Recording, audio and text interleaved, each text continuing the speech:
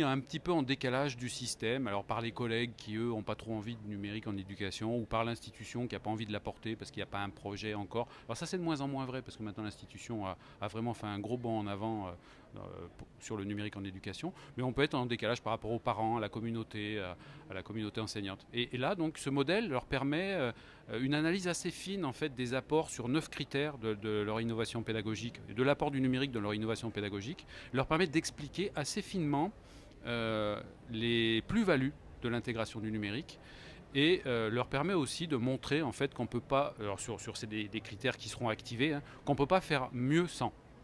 Et quand ils sont capables de faire ça grâce à ce modèle, en fait, ils peuvent légitimer leur innovation en disant moi je fais comme ça avec le numérique, tout simplement parce qu'autrement on ne pourrait pas atteindre les mêmes objectifs.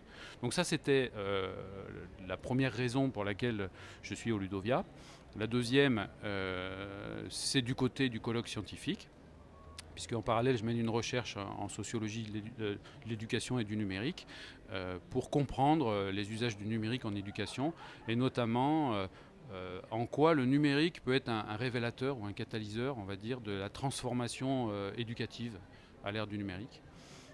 Et donc là, je venais relater en fait au colloque scientifique des chiffres un petit peu rigolos que j'ai pu consolider à partir d'une analyse statistique que j'ai faite et qui traitent de ce que j'appelle la prédisponibilité numérique des supports de cours. Sous-entendu, mettre à l'avance en version numérique et en ligne à disposition des étudiants les supports de cours avant le cours.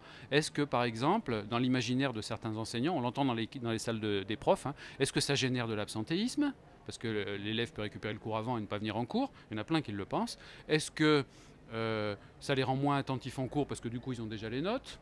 Il y en a plein qui le pensent aussi. Est-ce que ça suscite chez eux un travail préparatoire ou pas? Parce qu'après tout, la principale raison pour laquelle on le ferait, ça serait quand même de dire je te les mets à l'avance, tu les regardes, puis en cours comme ça on peut avancer. Voilà. Alors je ne sais pas si je vous spoil. Si. Ou si vous irez lire tout ça quand ça sera disponible en ligne. C'est vous qui voyez. Alors, je sais pas si j'ai envie que tu me spoiles là-dessus ou même sur la partie précédente. On va rester là-dessus. Ouais, bien sûr qu'on a envie que tu nous spoiles. C'est pour le coup, il y a plein d'enjeux qui se jouent là. Donc, spoil quelques petites réponses, quelques petites pistes. Tu es d'accord? Ah, mais moi, je suis toujours d'accord avec Régis. Ok, donc si tout le monde est d'accord, alors je vous donne deux, trois résultats, grands résultats, grandes lignes, puisque bon, je ne vais pas vous faire une com de 20 minutes. Mais le fait donc d'assumer cette prédisponibilité numérique des supports de cours, c'est-à-dire le fait de mettre à l'avance, avant le cours, donc en ligne, des cours à disposition des étudiants, tout en les informant que c'est le cas, parce que souvent on le fait, mais on ne leur dit pas. Donc s'ils ne le savent pas, ils ne peuvent pas entamer une démarche préparatoire. Alors qu'est-ce que ça génère effectivement et qu'est-ce que ça ne génère pas? C'est-à-dire quelle est la vérité statistique issue de ces résultats? Alors je dis volontairement vérité, parce que je vais casser ça en disant ça n'est une vérité statistique que sur le terrain sur lequel je l'ai prélevé, et le spectateur transposera comme il le souhaite, et il a tout à fait le droit de dire que c'est faux chez lui. D'accord? C'est des statistiques issues de Pau, avec deux établissements, deux collèges de lycée et l'université de Pau avec deux filières. Ça n'est valable que là pour moi, à minima, et ailleurs, après chacun en fait ce qu'il veut. Mais en tout cas, le fait de mettre à disposition les supports de cours avant le cours, mes chiffres montrent que ça ne génère pas plus d'absentéisme, donc on est négatif sur ce point. 2, que aussi bien dans la vision des élèves et étudiants, enfin des étudiants pardon, parce que les élèves je les ai enlevés là dans le cas parce que ça concerne que l'université, que dans la vision de leurs enseignants, ça générerait un travail préparatoire. Alors pas chez tout le monde, alors, chez les étudiants c'est grosso modo 25% qui disent souvent ou à chaque fois j'irai voir le support avant d'aller en cours, c'est déjà beaucoup, et 45% à peu près qui disent parfois j'irai voir le support de cours. Et donc c'est des gens qui fatalement se laisseraient assez vite entraîner par les 25 autres pourcents.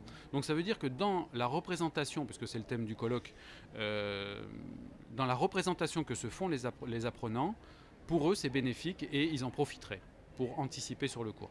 Et là où j'étais surpris, parce que ça à la limite ça m'a pas trop étonné, moi c'était l'idée que je m'en faisais mais je voulais la vérifier, les profs sont aussi très positifs là-dessus, c'est-à-dire qu'ils pensent aussi, très majoritairement, à 48% à peu près, que mettre à l'avance les supports de cours, ça engagerait des démarches de préparation. Donc ce qui est assez étonnant, c'est que ce point est positif alors qu'ils sont négatifs sur d'autres points. Notamment le fait que ça génère de l'absentéisme. Ils sont très critiques là-dessus. Plus de 40% pensent que ça va effectivement forcer l'absentéisme. Alors que quand on demande à leurs étudiants à 10 ou 15%, ça générerait de l'absentéisme. 10 ou 15%, je vous rappelle que ça correspond à la fourchette d'étudiants naturellement absents parce qu'ils ne sont pas très bien orientés. Cela, c'est un global de la licence 1, master 2. Hein. On sait très bien qu'en licence 1, par exemple, dès le premier semestre, il y en a la moitié qui ne continuent pas leurs études. Donc vous voyez que 10 ou 15% au global, ça peut représenter à peu près cette masse floue d'étudiants qui ne sont pas tout à fait encore, qui ont pas trouvé leur orientation primaire et qui hésitent encore, etc., qui se cherchent. Donc elle est logique, cette absentéisme. Enfin, il est logique. Mais pour autant, l'enseignant est très négatif là-dessus. Voilà. Donc l'absentéisme, j'ai dit. Ah oui, et la prise de notes, pour finir. Et puis j'en resterai là. Un des derniers grands résultats, c'est que certains enseignants pensent que le fait de mettre à disposition les supports de cours à l'avance, ça peut fausser la prise de notes, c'est-à-dire l'empêcher. Ils disent bon, bah, il a déjà le truc, donc il ne va pas faire l'effort d'écouter, et il ne va pas prendre de notes, etc. Ce qui est démenti a priori dans la représentation des étudiants. Eux, ils disent bah non, ça ne change pas ma prise de notes. Alors bah, effectivement, on me donne un papier, je le complète, je la note. On me donne un fichier numérique, bah, je la note de la même manière. Donc ça ne va pas changer ma manière de prendre des notes, ça ne va pas la fausser. Elle va rester telle qu'elle était. Donc quelqu'un qui prend beaucoup de notes va continuer de prendre beaucoup de notes, manifestement. Puis quelqu'un qui ne prenait pas beaucoup de notes continuera de la même manière.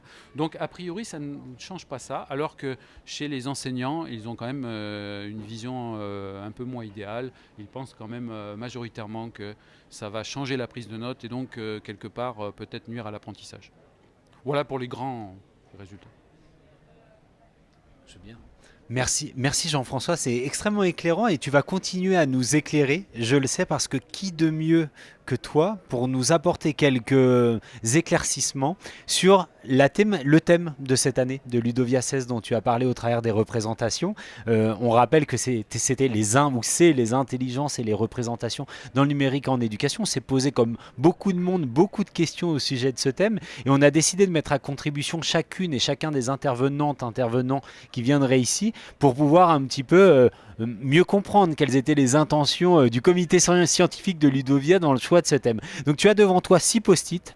Chaque post-it comporte une question et les réponses possibles à ces questions devraient nous amener des briques de compréhension pour ce thème. Alors l'idée c'est tu prends un post-it, on te laisse lire à haute voix la question, quelques minutes, quelques secondes de réflexion, mais j'imagine que ça ira très vite pour toi, et puis nous apporter tes éléments de réponse autour de cette question. Est-ce que ça te va ? Tu joues le jeu, alors à toi de jouer. Essayons. Alors moi je vais prendre celui-là. Non. Finalement non. Allez. Alors je ne sais pas si je suis le mieux placé, mais bon. Y a-t-il des représentations du numérique en éducation qui contribuent à freiner la réflexion pédagogique ?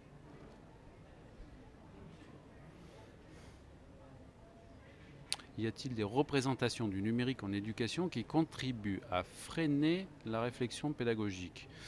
Oui, j'imagine que oui. On doit pouvoir trouver des représentations comme par exemple...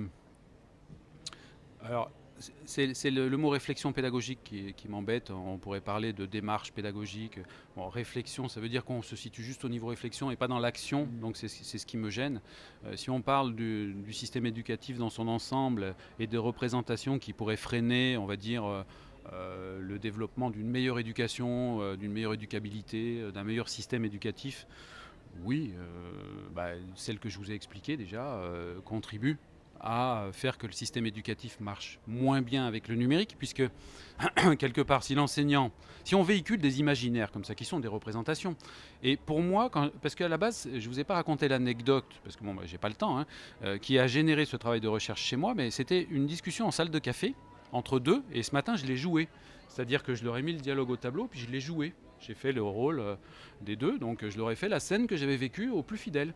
Et c'est une scène en fait entre deux enseignants au café qui discutent. Ouais, bon moi j'ai voulu faire mes photocopies, je suis pas arrivé. Puis l'autre qui le charrie en lui disant mais tu sais moi j'ai tous mes supports en numérique, puis je gagne un temps fou quoi.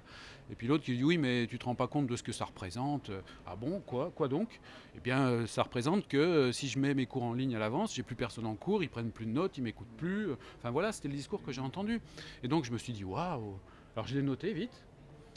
parce que j'étais en train de faire un travail de recherche sur le numérique en éducation, donc c'est des présupposés qui m'intéressent, qui m'interpellent. Je me dis, il y a des gens quand même qui ont ça en tête. Puis ce matin, après avoir fait le petit jeu théâtral, je leur ai dit, qui a déjà entendu des propos comme ça? Mais quasiment tout le monde a levé la main. Ça veut dire que dans toutes les universités, ce discours, plus ou moins, ou une partie de ce discours est véhiculé. Donc ça signifie que beaucoup d'enseignants, du coup, pensent que mettre à l'avance des supports de cours, c'est nuisible. Donc du moment que c'est nuisible, ça veut dire qu'on ne va pas le développer, donc ça freine. Alors c'est le mot réflexion qui me gênait, c'est pour ça que j'ai repris la question, mais ça gêne quelque part la réflexion qui va pousser à l'action d'intégrer du numérique en éducation, parce que si ça, c'est déjà bloquant. J'ai rappelé aussi un chiffre ce matin, c'est que chez nous, il y a 29% des enseignants universitaires qui interdisent les écrans en cours. Donc du moment que c'est interdit, on ne peut pas mettre à l'avance des supports de cours en numérique, ça ne serait pas logique. Donc on voit qu'il y a... Et puis la diversité est souhaitable. Là, ce n'est pas une critique négative que je formule. C'est pour vous montrer en fait la diversité, le panel d'acteurs et de la manière dont ils interprètent la commande de formation. Bon, il y en a qui forment sans numérique, point. Mais après, la diversité est souhaitable. Je ne suis pas là pour dire c'est des vilains canards. Je suis juste là pour dire que s'ils font très bien cours sans numérique, c'est parfait. Il n'y a pas besoin de numérique pour faire bien cours. Le tout, c'est que l'acte éducatif soit réussi. Mais en tout cas, on a un panel de situations très différents, d'acteurs très différents et de représentations très différentes. Simplement, moi, je suis pour qu'on casse les fausses représentations, si possible en les étayant avec de la recherche. C'est ce que j'ai tenté de faire ce matin sur la prédisponibilité numérique des supports de cours. Et pour répondre à votre question et en conclure, effectivement, ces représentations dont je vous ai parlé contribuent à freiner la réflexion et l'action pédagogique liée à l'intégration du numérique en éducation. Je pense, pendant cette discussion, Fabien, à Jean-Philippe Maître, qui va se délecter de cette capsule, j'imagine, qui est conseiller pédagogique à l'Université de Lausanne, je dis pas de bêtises, c'est à Lausanne. Ouais. Donc un big up à lui. Un grand merci, ça a été très éclairant. Tu as spoilé la seconde partie. Alors j'aimerais que au moins que tu donnes les liens pour la première partie sur ton Explore Camp où tu te parlais de 9 critères pour objectiver la plus-value d'une innovation pédagogique et peut-être plus largement où on peut te retrouver sur les réseaux. Donc, comment retrouver mes supports, c'est ça la question? Ok, eh bien, facilement sur les réseaux sociaux, tout simplement pour la raison, c'est que je les enseigne. C'est-à-dire que comme j'enseigne la culture et les humanités numériques, je forme aussi mes étudiants à la communication digitale et donc à l'utilisation raisonnée et aussi efficace avec les différents médias sociaux de type LinkedIn, Twitter, etc. Donc ça signifie que comme je n'aime pas enseigner des choses que je n'ai pas testées moi-même, donc je les ai testées intensivement, donc je suis très présent sur beaucoup de réseaux sociaux, sur lesquels mes étudiants d'ailleurs me rejoignent, parce que l'objectif aussi c'est de créer des réseaux d'anciens étudiants, etc. Donc ça c'est très riche comme démarche. Et donc on peut, en tapant Jean-François Cessy en ligne, facilement me trouver sur LinkedIn, etc. Et si vous cherchez mes supports, en général ils sont le plus souvent quand ils sont scientifiques sur ResearchGate, donc Jean-François Cessy, ResearchGate. Parfois sur SlideShare aussi. Voilà. Et là, donc le colloque, bien sûr, hébergera tous les supports. Et puis le Ludomac, j'imagine aussi, peut-être, aura une archive. Voilà. Bon, en tout cas, je pense que ça ne sera pas très compliqué de le trouver. Et le modèle, donc, puisque j'ai fait un article scientifique à la base, le modèle, c'est un article scientifique qui est en train d'être publié, que j'ai décliné en atelier pour qu'ils rendent service à la communauté des enseignants, puisque des fois je fais des ateliers de formation auprès d'enseignants, c'est ce qui s'est passé ici. Et donc, on pourra retrouver, pour les personnes plus curieuses que la présentation que j'ai faite ici, l'article scientifique qui explique le modèle dans des dimensions beaucoup plus larges. Un grand merci Jean-François, et c'était passionnant, et je vais être le premier, je pense, à me ruer sur des lectures un peu plus poussées. Merci.